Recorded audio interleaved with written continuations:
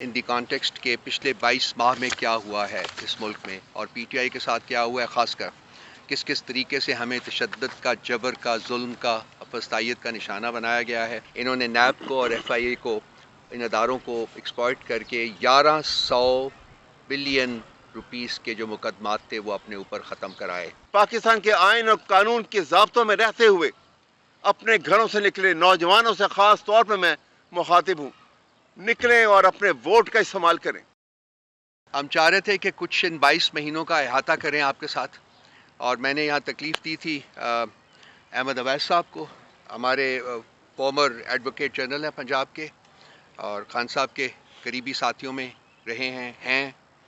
پھر میں نے تکلیف دی تھی بریگیڈیئر مصدق عباسی صاحب کو، فارمر ڈی جی نیب ہیں اور former adviser to prime minister Khan on accountability and interior, اور میں نے سینیٹر ولید اقبال صاحب کو بلایا تھا، یہ چیئرمین ہے سینٹ کی کمیٹی آن ہیومن رائٹس کے، تو یہ اپنے اپنے سبجیکٹس کے اوپر آپ کو بریف کریں گے۔ میں کچھ جنرل آپ کے ساتھ چیزیں شیئر کروں گا ان دی کانٹیکسٹ کے پچھلے 22 ماہ میں کیا ہوا ہے اس ملک میں اور پی ٹی آئی کے ساتھ کیا ہوا ہے، خاص کر کس کس طریقے سے ہمیں تشدد کا، جبر کا، ظلم کا، فسطائیت کا نشانہ بنایا گیا ہے، اور ان حکومتیں، یہ دو حکومتیں جو آئی ہیں، ایک پہلی حکومت پی ڈی ایم کی اور اب یہ جو حکومت ہے، ان کی پرفارمنس اسی عرصے میں کیا رہی ہے۔ سو یہ کچھ 4-5 منٹ میں لوں گا، تو I hope you are patient as I go through this transcript. سب سے پہلا جو رجیم چینج آپریشن کا جو مقصد تھا، وہ اس کرمنل گروہ جو کہ شریفوں پر اور مزداریوں کے اوپر مشتمل ہے، یہ چاہتے تھے کہ اپنے جو ان کے خلاف کروڑہا روپے کے مقدمات ہیں ان کا خاتمہ کیا جائے۔ سو حکومت میں آنے کے بعد، پی ڈی ایم کی حکومت کی تشکیل کے فوراً بعد، انہوں نے نیب کو اور ایف آئی اے کو، ان اداروں کو ایکسپلائٹ کر کے 1100 بلین روپیز کے جو مقدمات تھے وہ اپنے اوپر ختم کرائے۔ یہ ریاست کا پیسہ تھا جو ان کی جیبوں میں گیا ہوا تھا، اور ریاست کے اداروں سے ہی انہوں نے اس کو معاف کروا لیا۔ جہاں تک اکانومی کا سوال ہے، تو جو 14-15 ماہ یہ حکومت میں رہے، اکانومی جو کہ ہم 6.1% کے اوپر چھوڑ گئے تھے، وہ مائنس میں چلی گئی تھی ان 15-16 مہینوں میں۔ جو آپ کی مہنگائی تھی کی شرح جو تھی، وہ پاکستان کی تاریخ کی ہائیسٹ جو اب ہے وہ ہے 48%، وہ بھی انہی کے دور میں ہوئی، اور کنسیکوینٹلی جو ملک کی 25% آبادی ہے وہ خط غربت سے نیچے چلی گئی، مزید 25% آبادی جو ہے وہ مزید نیچے چلی گئی۔ اس کے علاوہ اقتدار پر قابض رہنے کے لیے انہوں نے آئین اور قانون کے ساتھ کھلواڑ کیا۔ اپنے تمام جو دور حکومت تھا اس میں کوئی دن ایسا نہیں گزرا کہ انہوں نے کسی نہ کسی طریقے سے آئین کی پاسداری جو ہے وہ نہ کی ہو، اور ان کی سرپرستی میں تحریک انصاف کے اوپر جو ریاست کی جو دہشت تھی، جو ظلم تھا، اس کا ایک نہ ختم ہونے والا سلسلہ ہے، اس کا شروع کیا گیا۔ ہمارے تمام جو حامی تھے، جو ہمارے ورکرز تھے، ہمارے ایکٹیوسٹس تھے، ان کے گھروں کے اوپر چھاپے مارے گئے، ان کی فیملیز کو ہیرس کیا گیا، ان کو امپریزن کیا گیا۔ آج بھی ہمارے 9 مئی کی تو بعد میں بات کرتے ہیں، تو لیکن یہ جو اریسٹ ہوئے اور بغیر کسی مقدمے کے ابھی تک ان کو جیلوں میں رکھا ہوا ہے۔ ہم نے جہاں بھی پولیٹیکل پروٹیسٹ کرنے کی کوشش کی، ہمارے پولیٹیکل پروٹیسٹ کو روکا گیا۔ 25 مارچ کا جو لانگ مارچ تھا، اس کی آپ دیکھ لیجئے کہ جگہ جگہ انہوں نے اس کے لیے امپیڈمنٹس، حالانکہ ہمارے دور میں 3.5 سال میں ہم نے کسی کو پروٹیسٹ کرنے سے نہیں روکا۔ 4 لانگ مارچ ہوئے تھے ہمارے دور میں، لیکن ہم نے کسی قسم کی انٹرپشن ان میں نہیں ڈالی تھی۔ یہ لوگ آئے، انہوں نے اپنا مارچ کیا اور واپس چلے گئے۔ سیاسی مخالفین کی غیر قانونی گرفتاریاں، رہائش گاہوں پر چھاپے اور زیر حراست تشدد جو ہے، یہ ایک کنٹینیوس فینومینن بن کے سامنے آیا۔ چادر اور چاردیواری کا تقدس بھی پامال کیا گیا، اور بانی چیئرمین عمران خان سمیت سینئر قیادت پر بغاوت اور دہشت گردی جیسے مقدمات جو ہیں وہ درج کیے گئے، آج بھی ان کا سامنا کر رہے ہیں۔ ملک کے سابق وزیر اعظم کے اوپر قاتلانہ حملہ ہوا جس میں وہ بال بچے۔ اس کے علاوہ رپورٹس کے مطابق 2 اور اٹیکس جو وہ پلانڈ تھے، جن کو کہ ابارٹ کیا گیا۔ 36 گھنٹے تک پرائم منسٹر صاحب کا گھر جو تھا لاہور میں، وہ انڈر اسالٹ رہا، ریاست کے انڈر اسالٹ رہا، ریاست کا حملہ تھا اس کے اوپر، 36 گھنٹے تک لگاتار جاری رہا وہ۔ ہمارے بہت سارے کارکنان کو پولیس کی کسٹڈی میں یا ریاست کی کسٹڈی میں شہید کیا گیا۔ ذل شاہ جو ہے ایک ایک بہت ہی پینفل اس کی ایک ایگزامپل ہے. اس کے علاوہ کوئی 35 اور لوگ تھے جو کہ شہید ہوئے اسی عرصے میں. پھر 9 مئی آتا ہے. 9 مئی جو ہے اس کے بارے میں ہمیں بہت ساری ریاست کی طرف سے تو بہت سی سٹیٹمنٹس آئی ہیں، لیکن ہمارا ہمیشہ سے ایک کنسسٹنٹ جو ڈیمانڈ رہا ہوا ہے کہ جی اس کی ایک امپارشل جوڈیشل انکوائری ہونی چاہیے. آج تک تقریباً سال گزرنے کو آ رہا ہے، 10 مہینے ہو گئے ہیں، لیکن آج تک وہ نہیں ہوا. لیکن اس کے تحت آج 9 مئی کا جو مقدمہ ہے وہ بھی آج زیر سماعت آ گیا ہے اڈیالہ میں، وہاں سنا جا رہا ہے. لیکن بغیر کسی انویسٹیگیشن کے، بغیر کسی انڈیپینڈنٹ انویسٹیگیشن کے مقدمہ جو ہے وہ شروع کر دیا گیا ہے. اس کے علاوہ ہمارے لوگوں کو انفورس ڈس اپیرنسز ہوئی، ان کی بہت سارے ہمارے لیڈرز کو، ان کو ریاستی تشدد کا نشانہ بنایا گیا. آپ خود جا کے ان لوگوں سے مل سکتے ہیں، ان میں سے بہت سارے موجود ہیں، آپ سے بات کر سکتے ہیں وہ. اور اس کے بعد ان کی پولیٹیکل لائلٹیز کو چینج کرایا گیا. Under pressure, under assault, under threat of terror. 10,000 کارکنان میں نے پہلے آپ سے کہا ہے کہ وہ اس وقت بھی جیلوں میں موجود ہیں. ان کے خلاف کسی کے خلاف ابھی تک کوئی کیس جو ہے اس کا باقاعدہ آغاز نہیں کیا گیا. ان میں سے بہت سارے جو لوگ ہیں ان کی مختلف عدالتوں نے جو ان کو بیلز دیں، تو جو ہی وہ عدالت سے باہر آتے تھے ان کو کسی اور مقدمے میں گرفتار کر لیا جاتا تھا. ہمارے پاس کچھ لوگ ایسے ہیں جن کو 25 30 مقدموں میں ری اریسٹ کیا گیا ہے. ان کو چونکہ ریاست کا مقصد یہ تھا کہ جی ہم نے ان کو چھوڑنا نہیں ہے، بیکاز الٹیمیٹ مقصد ان کا ہے کہ پی ٹی آئی کو ختم کرنا ہے. اس کی طرف ہم بعد میں تھوڑا سی بات کر لیں گے. اس کے علاوہ عمران خان صاحب کے اوپر تمام فیک، فلمزی اینڈ فراڈولنٹ قسم کے تقریباً 200 مقدمات جو ہیں وہ انہوں نے قائم کیے، اور وہ ان میں سے 3 مقدمات کے ججمنٹس تو آ چکی ہوئی ہیں. باقی بھی ہم امید کر رہے ہیں کہ بہت جلد وہ بھی بغیر due process of law complete کیے ان کی ججمنٹس بھی آ جائیں گی. اس کے علاوہ صحافت جو کہ آپ کا پیشہ ہے، اس کے اوپر جو قدغن لگے ہوئے ہیں وہ آپ مجھ سے بہتر جانتے ہیں. اور ارشد شریف جیسے لوگوں کو شہید کیا گیا. اس کے علاوہ عمران ریاض کی بھی کہانی آپ کے سامنے ہے، آپ ان سے خود بات کر سکتے ہیں کہ کیا کیا ہے. آج میڈیا جتنا سینسر کا شکار ہے، وہ میرا خیال ہے کہ جنرل ضیاء کے زمانے میں بھی اتنا نہیں تھا. کوئی بات نہیں، میں 6 مہینے میڈیا سے بینڈ رہا ہوں. اب کچھ دن ہوئے ہیں کہ میں دوبارہ میڈیا کے اوپر آیا ہوں، اور یہی حالت ہمارے بہت سارے اور لوگوں کا ہے. خان صاحب کی نہ آپ تصویر دکھا سکتے ہیں، نہ ان کا نام لے سکتے ہیں. آج تک میڈیا کے اوپر یہ ہے، اور یہ تمام چیزیں جو ہیں پیمرا ڈس اون کرتا ہے، لیکن یہ موجود ہیں. سو آپ سمجھتے ہیں کہ کس طریقے سے یہ سارا کچھ ہو رہا ہے. اس کے علاوہ آج جو پاکستان جس میں ہم رہ رہے ہیں، اور جو پاکستان پرسوں انتخابات کرانے جا رہا ہے، یہ مکمل طور کے اوپر ایک غیر آئینی اور غیر قانونی پاکستان ہے. غیر آئینی اس طریقے سے کہ یہاں جتنی بھی حکومتیں ہیں وہ اپنا مینڈیٹڈ پیریڈ جو ہے وہ کاٹ کے اس سے بہت بیونڈ جا چکی ہوئی ہیں. کنسیکوینٹلی 90 ڈیز کے بعد ان تمام حکومتوں کی جو کانسٹیٹیوشنل بیس تھا وہ ختم ہو چکا ہوا ہے. یہ غیر آئینی ہیں اور غیر قانونی ہیں. اب یہ ایک علیحدہ کہانی ہے جو میرے باقی جو دوست ہیں وہ شاید اس کے اوپر زیادہ بہتر روشنی ڈال سکیں کہ آئندہ آنے والے وقتوں میں اس کی آئینی اور قانونی حیثیت کو بھی چیلنج کیا جا سکتا ہے کہ جی یہ الیکشنز تو ہوئے ہیں، لیکن یہ کس آئین اور کس قانون کے تحت ہوئے ہیں. اس کے بعد جب شیڈیول کا اعلان کیا گیا 8 فروری کے الیکشنز کے لیے، تو تب سے پی ٹی آئی کے اوپر جو ریاستی فسطائیت اور ظلم ہے وہ ایک زیادہ انٹینسٹی کے ساتھ سامنے آیا ہے. لنڈن پلان جو تھا، جس کی ہم پہلے ذکر کر چکے ہیں، اس کے تحت ایک کرمنل گروہ کو واپس ملک میں لایا گیا، ان کو وی وی آئی پی پروٹوکول دیا گیا، اور اب وہ مسند اقتدار پر براجمان کرنے کی پوری تیاریاں جو ہیں وہ ہو چکی ہوئی ہیں. الیکشن کے ریزلٹس جو ہیں وہ شاید وہ بھی آلریڈی مطلب بن چکے ہوں گے. اب یہ ڈکلیئر کرنا جو ہے وہی رہتا ہے. پارٹی کو الیکشن میں جانے سے روکنے کے لیے ریاست نے بہت سارے ہٹ کنڈے استعمال کیے.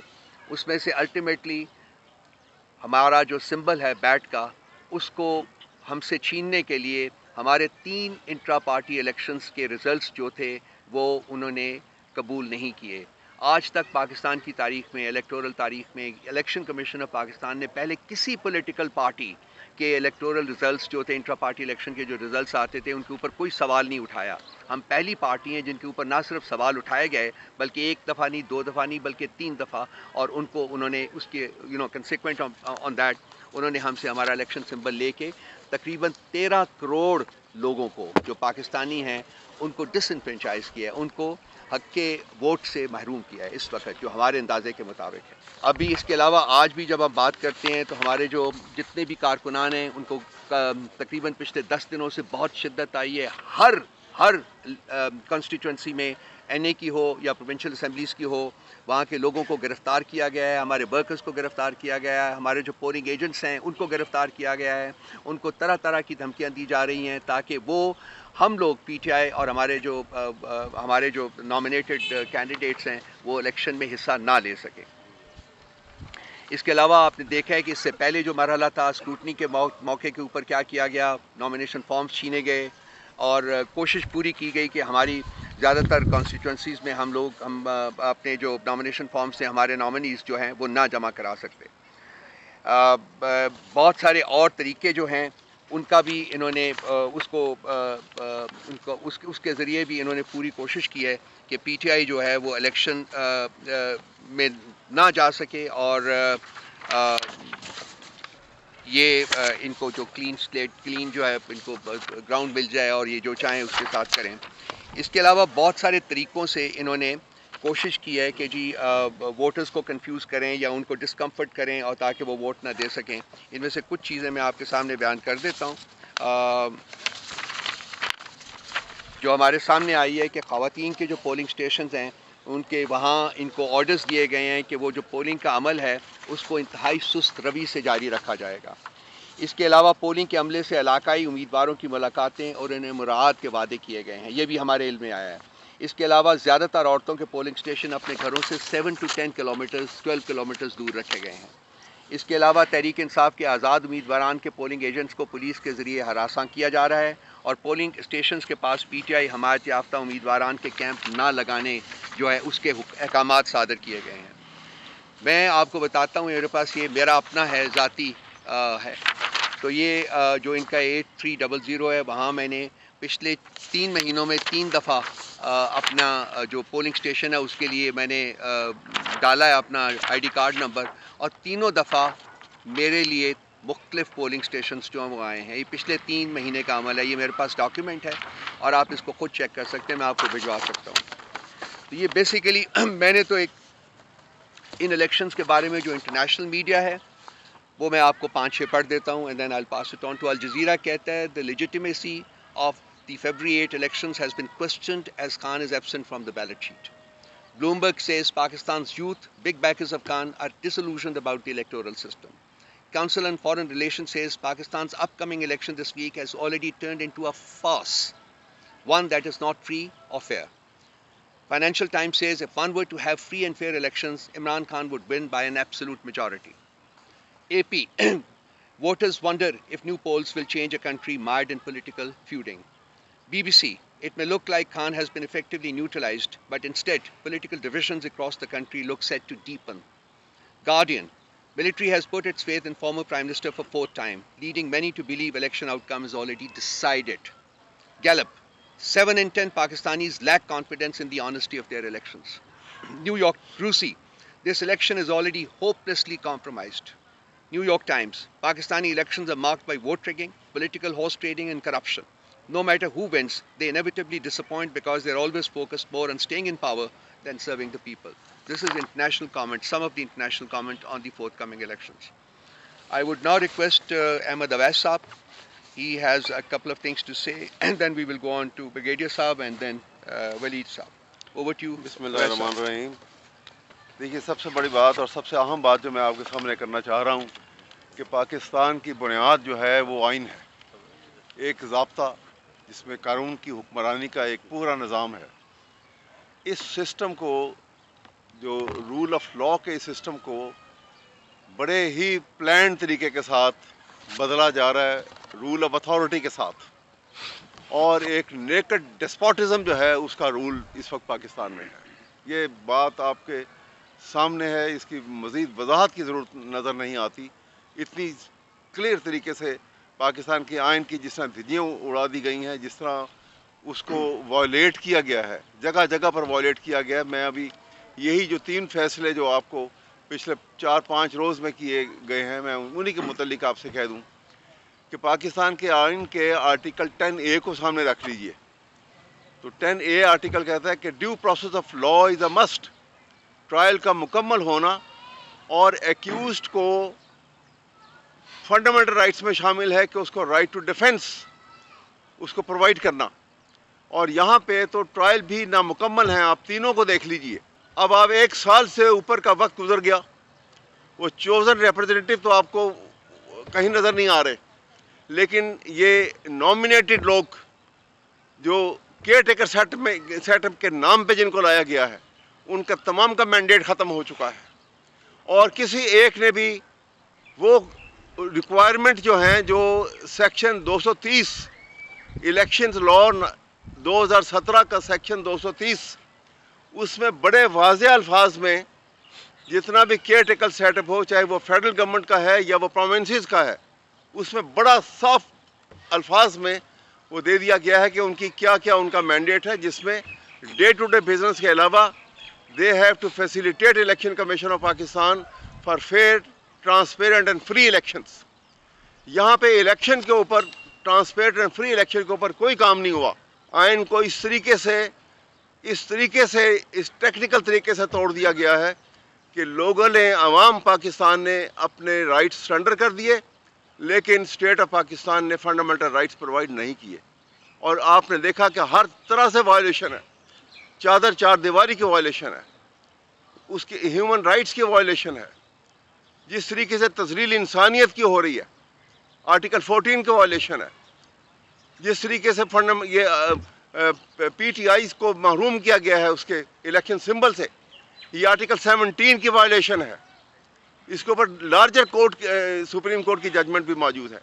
لیکن ہر چیز کو جس انداز میں پیش کیا جا رہا ہے اور جس انداز میں ہمارے سامنے لایا جا رہا ہے, اور ابو اول میں آپ کا انسان کو 2 آسپیکٹ ہیں, ایک قانونی آسپیکٹ ہے, ایک اخلاقی آسپیکٹ ہے. یہ سائڈ بائی سائڈ چلتے ہیں. سوسائٹی کی فلرشمنٹ کے لیے سوسائٹی چل نہیں سکتی, پنپ نہیں سکتی. آپ نے دیکھا کہ وہ عدت کا جو کیس بنایا گیا, یعنی سوچا بھی نہیں جا سکتا کہ انسان اخلاقی گراوٹ کو اس حد تک نیچے چلا جائے گا. It has touch the lowest ebb اس کیس کو پریزنٹ کر کے. یعنی کیس کیا ہے پرسائزلی کہ عدت کے دوران نکاح کر لیا گیا. اور کمپلیننٹ کون ہے؟ کمپلیننٹ ہے وہ شخص جو اس کا ایکس ہسبینڈ تھا, جو نکاح میں بھی شریک تھا, جو نکاح کے بعد بھی ان کے ساتھ اس بات کو مختلف انٹرویوز میں دیتا رہا. اور اس کے بعد اس کو گرفتار کیا گیا اینٹی کرپشن میں ایک کیس کے اوپر ڈپارٹمنٹ میں. اور اینٹی کرپشن سے جب اس کو بیل پہ اس بنیاد پہ باہر نکالا گیا, اس انڈرٹیکنگ کے اوپر کہ جا کے کیس دائر کرو, وہ جیل سے نکل کے آتا ہے اور 6 سال سے زیادہ عرصہ گزر گیا اس بات کو, اور کہہ رہا ہے کہ یہ عدت کے پیریڈ کے دوران نکاح ہوا ہے. آپ یہ اس سے بڑی بات جو ہے, مذاق شریعہ لا کا مذاق نہیں ہو سکتا. اور دوسری بات آپ سوچ لیجئے گا, کوئی قانون نہیں ہے اس وقت پاکستان کے پی پی سی میں, پاکستان پینل کوڈ کے اندر اور کسی اور اسپیشل لا کے اندر کوئی قانون نہیں ہے کہ عدت کے پیریڈ کے درمیان اگر کوئی نکاح ہو جائے تو اس کو سزا دی جائے. اس کے اوپر ایک ریسنٹ لاہور ہائی کورٹ کی ججمنٹ آئی ہے, میں صرف وہ بتانا چاہتا ہوں آپ کو. اور میں یہاں پہ پاکستانی قوم کو بھی یہ میسج دینا چاہتا ہوں اور یہ کہنا چاہتا ہوں آپ کی وسادت سے کہ خدا کے لیے آپ تنظیم کا مظاہرہ کرتے ہوئے, ڈسپلن کا مظاہرہ کرتے ہوئے, پاکستان کے آئین اور قانون کے ضابطوں میں رہتے ہوئے اپنے گھروں سے نکلے نوجوانوں سے خاص طور پہ میں مخاطب ہوں, نکلیں اور اپنے ووٹ کا استعمال کریں.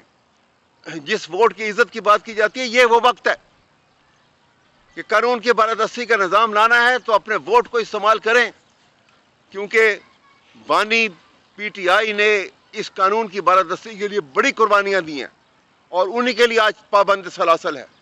آپ کا ووٹ کا صحیح استعمال آج آپ کے اسی بانی کو آزاد ماحول میں لا سکتا ہے. یہ کام آپ نے کرنا ہے اور نوجوانوں سے میں خاص طور پر مخاطب ہوں. اور یہ پیغام جو ہے وہ پی ٹی آئی کے چیئرمین کا پیغام ہے. میں آج ان کا یہ پیغام بھی یہاں پہ بتانا چاہتا ہوں, اور ایک شعر میں ہی اس کا میں جواب دے دوں گا تاکہ یہ بات میں ختم کر دوں. اور وہ یہ ہے کہ اپنے نوجوانوں کو, پاکستان کے نوجوانوں کو, کہ اپنے ہاتھوں میں لیے شمع یقین آؤ گے. اب پیغمبر نہیں آئیں گے, تم ہی آؤ گے. پی ٹی آئی سے پہلے 20% آپ کسی گفٹ کی قیمت ادا کر کے آپ اس کو لے جا سکتے تھے. 18 دسمبر 2018 کو اس 20% کو بڑھا کر 50% کر دیا گیا تاکہ خزانے میں زیادہ سے زیادہ پیسہ آ سکے. یہ وہ دو موٹی باتیں ہیں جس کو آپ نے ذہن میں رکھنا ہے. ابھی جب عمران خان صاحب باہر جتنے ملکی دوروں پہ گئے تو یہ بات یاد رکھنے والی ہے کہ وہاں پہ تحفے جو ہیں وہ وہاں پہ ایک پروٹوکول آفیسر ڈیٹیل ہوتا ہے ایمبیسی کی طرف سے, جو وہاں کی ملک کی ایمبیسی ہماری ہوتی ہے. وہ پروٹوکول افسر جو ہے وہ کنڈکٹ کرواتا ہے, اور M S to prime minister جو ہے وہ تمام چیزوں کو ڈیل کرتا ہے, وہی ہینڈل کرتا ہے. اور وہاں پہ جب بھی کوئی تحفے دیے جاتے ہیں تو وہ اس پروٹوکول آفیسر ایک لسٹ بناتا ہے, اور وہ لسٹ جو ہے منسٹری آف فارن افیئرس کو جاتی ہے, کیبنٹ ڈویژن کو جاتی ہے, اور ایم ایس کو اس کی کاپی دے دی جاتی ہے. اور ایم ایس ان تحفوں کو لے کے واپس ملک کے اندر آتے ہیں. ملٹری سیکرٹری جو ہے کہ ہی از اے پروٹوکول آفیسر. اس میں یہ نہیں ہوتا کہ پرائم منسٹر اپنے بکسے میں ڈال کے لے کے آ گیا یا مسز پرائم منسٹر اس کو اٹھا کے لے کے آ گئی. یہ غلط ہے, ایسا نہیں ہوتا. وہ آ کے جو ہے اس کو کیبنٹ ڈویژن میں جمع کرواتے ہیں. کیبنٹ ڈویژن کا طریقہ کیا ہے, وہاں پہ اپریزرز ہوتے ہیں جو اس کی اپریزمنٹ کرتے ہیں. 2 اپریزر کم سے کم اپریزمنٹ کرتے ہیں. ان کا فرق اگر 25% سے زیادہ ہو تو تیسرا اپریزر اپریزمنٹ کرتا ہے. اس میں ایف بی آر کے اپریزر بھی ہوتے ہیں اور باہر سے بھی لیے جاتے ہیں. 75 سالہ تاریخ کے اندر کبھی اس تخمینے کو کیبنٹ ڈویژن کو چیلنج نہیں کیا گیا. یہ پہلی دفعہ کہا گیا کہ جو تحفے وہاں سے آئے ان کی قیمت کم لگائی گئی. اور قیمت لگانے والا کون تھا جس سے لگوائی گئی؟ ایک میٹرکولیٹ سویلین باہر سے لایا گیا, اس نے قیمت لگائی, اور جب اس پہ جیرا کی گئی تو اس کے ہاتھ پاؤں پھول گئے اور جیرا کو وہاں پہ ختم کر دیا گیا. تو پہلی بات یہ ہے, یہ جو اسسمنٹ ہے جو ہوئی کیبنٹ ڈویژن کے اندر, اس کا 50% پیسہ پے کیا گیا, اور طائف جو ہیں عین قانون کے مطابق جو ہے وہ لیے گئے. دوسری بات یہ ہے کہ یہ کہا گیا کہ طائف جو ہے بغیر ڈکلیئر کیے کیبنٹ ڈویژن کے وہ گھر لے گئے. یہ بات بھی غلط ہے. اس لیے پرائم منسٹر نے کہا تھا کہ آپ میرے ایم ایس کو ایز اے وٹنس لے کے آ جائیں, بیکاز پرائم منسٹر چیزوں کو نوٹ نہیں کرتا, کون سا گفٹ آیا کون سا گیا, یہ تو ایم ایس کا کام ہوتا ہے. لیکن عمران خان صاحب کو کسی گواہ کو پیش کرنے کا اس میں موقع نہیں دیا گیا. تیسری بات یہ ہے, 2 باتیں تو یہ ہو گئیں, مختصر بات کروں گا. تیسری بات یہ ہے کہ جناب یہ کیونکہ ایک طرح سے اسٹیٹ گفٹ تھے, ان کو بیچ دیا گیا, ان کو بیچ نہیں سکتے تھے.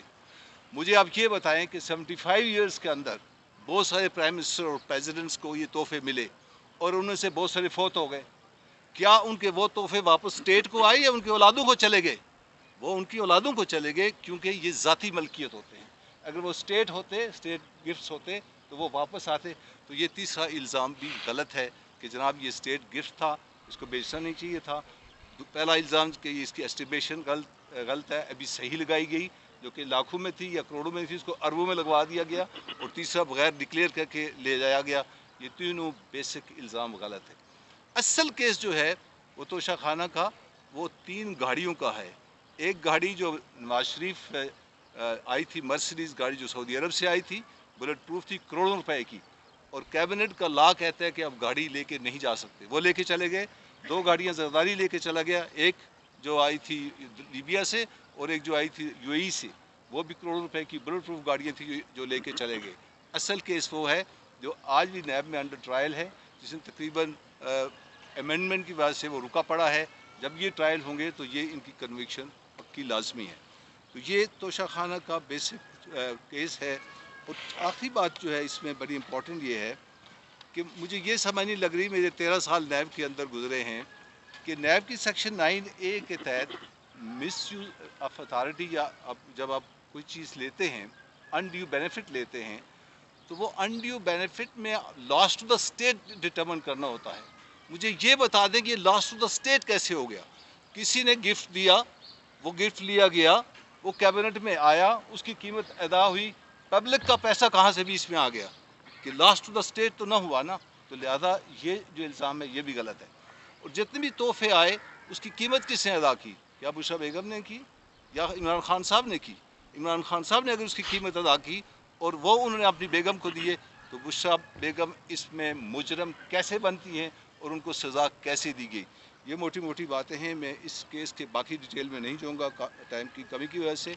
یہ جو سٹیٹمنٹ ہے سہیل احمد جو secretary ministry of foreign affairs number 18 پہ، یہ کہتے ہیں مجھے بلایا گیا 28 مارچ کو بنی گالا میں، اور وہاں پہ پرسنل سیکرٹری بھی تھے، ایس پی ایم بھی تھے، فارن منسٹر تھے اور پرائم منسٹر بھی تھے، اور مجھے کہا گیا کہ آپ یہ پڑھ کر سنائیں سائفر جو ہے، اور اس کو منٹ کیا گیا اس میٹنگ کو، اور اپنی سٹیٹمنٹ میں کہتے ہیں مزے کی بات یہ ہے کہ یہ کاپی میں واپس ساتھ لے آیا اور میں نے اپنے ڈائریکٹر ایف ایس او کو دے دی۔